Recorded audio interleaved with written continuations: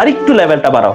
আজকে যা যতটুকু পড়ছো কালকে 1 মিনিট হইলেও বেশি পড়ো, 2 মিনিট হইলেও বেশি পড়ো। আরেকটা জিনিস বলে শেষ করবো আজকের ক্লাসটা, ক্রিকেট খেলার বিশ্বকাপ তো চলতেছে, পাওয়ার প্লে কি বোঝো? পাওয়ার প্লে জিনিসটা কি বোঝো? পাওয়ার প্লে বোঝো না? আচ্ছা ঠিক আছে, যারা পাওয়ার প্লে বোঝো না তাদের একটু ক্রিকেট শিখাই। হ্যাঁ, যারা পাওয়ার প্লে বোঝো না তাদেরকে একটু দেখাই দিই পাওয়ার প্লে জিনিসটা কি। হ্যাঁ, এই হচ্ছে ক্রিকেট খেলার মাঠ। এই ক্রিকেট খেলার মাঠে একটা ব্যাটিং বলার এন্ডের জায়গা থাকে, এটা ক্রিজ বা পিচ বলে। হ্যাঁ ঠিক আছে, আমি আবার ক্রিকেট বিশারদ না, কিন্তু আমি যতটুকু জানি আমার নলেজে সেটা বলতেছি। ঠিক আছে, এটার মধ্যে একটা ছোট সার্কেল থাকে, দেখবা ছোট্ট একটা সার্কেল থাকে, মূল মাঠের মধ্যে একটা ছোট সার্কেল থাকে, এরপর একটা বড় সার্কেল, এটা তো 6 মারার বাউন্ডারি, ছোট সার্কেল থাকে।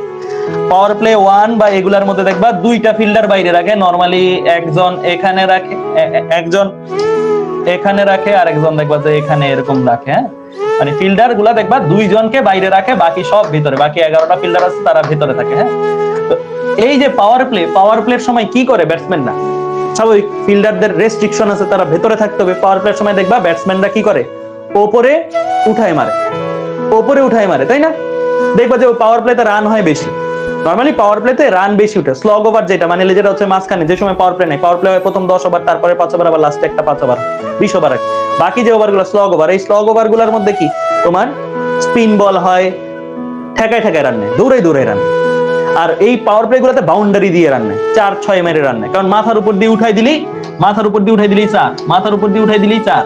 হ্যাঁ, তো এই যে স্টুডেন্ট লাইফের পাওয়ার প্লে কোনটা জানো? এই যে 4-6 মেরে রান উঠায় রাখা, রান আগায় রাখার টাইমটা কোনটা জানো? বন্ধ।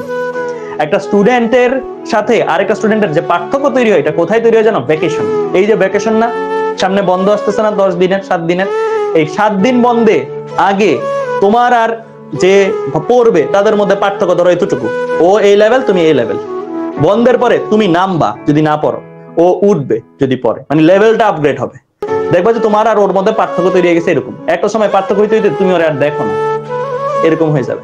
ঠিক আছে, স্ক্রিনের বাইরে চলে যাবে ও, মানে ও অন্য লেভেলে চলে গেছে। হ্যাঁ, তুমি তাকে আর দেখতে পাচ্ছ না, তাই লেভেলটাই ডিফারেন্ট। তো এই যে আমি বললাম কথা, এটা কিন্তু খুবই গুরুত্বপূর্ণ। একটা স্টুডেন্ট আরেকটা স্টুডেন্টের কলেজ চলাকালীন সময়, কলেজ যখন চালু আছে তখন খুব বেশি পার্থক্য তৈরি হবে না। কলেজ চলাকালীন সময় ও পড়ার সময় পায় কম, তুমিও পড়ার সময় পাও কম, খুব বেশি পার্থক্য তৈরি হচ্ছে না। বাট কলেজ যখন বন্ধ দেয় দেখবা ও অনেক আগে যাচ্ছে। আমি তো আগে টিউশনই করাইতাম, তাই না? টিউশনির সময় 2টা জিনিস খুবই হতো আমার সাথে। নটর ডেমে আমি মতিঝিল ব্যাচে ছিলাম, মতিঝিল উদ্ভাসে পড়াইতাম আগে। হ্যাঁ, তো নটর ডেমের যারা ছিল ওদের যখন এরকম বন্ধ দিত না, 7 দিন থেকে 12 দিনের জন্য ওরা আমাকে ঠিক করত, 7 দিন থেকে 12 দিন টানা পড়াবো বন্ধ। ওদের বন্ধের সময় 7 দিন থেকে 12 দিন টানা পড়াবো, পড়ায় এই 4টা চ্যাপ্টার, এই 5টা চ্যাপ্টার শেষ করে দিবে, এরকম একটা টার্গেট থাকে। শেষ করে দিতাম, বড় একটা টাকা পাইতাম মোটামুটি। তো আমি এই জিনিসটা করতাম।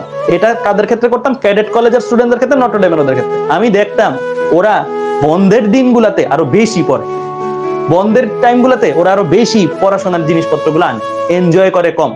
কারণ এইচএসসি লাইফটাতে আসলে খুব বেশি এনজয়ের সুযোগ নাই, আর এনজয় করা উচিত না।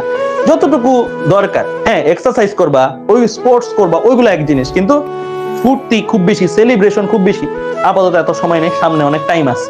তো এই টাইমটাতে, বন্ধের টাইমগুলোতে তারা আরো বেশি আমাদেরকে হায়ার করতো, বেশি তারা একসাথে রাখতো।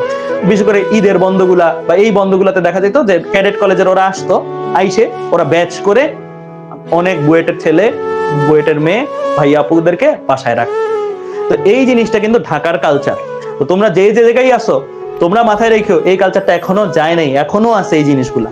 এন্ড ঘরোয়া ভাবে অনলাইনের সুবাদে এখন কে কোথায় বাসায় বসে পড়তেছে এটা তুমি টেরও পাবা না। আগে তো তাও একজনকে রাখতে হবে, খরচ করতে হবে, কিন্তু অনলাইনে ম্যাটেরিয়ালস এর অ্যাভেলেবিলিটি অনেক বেশি।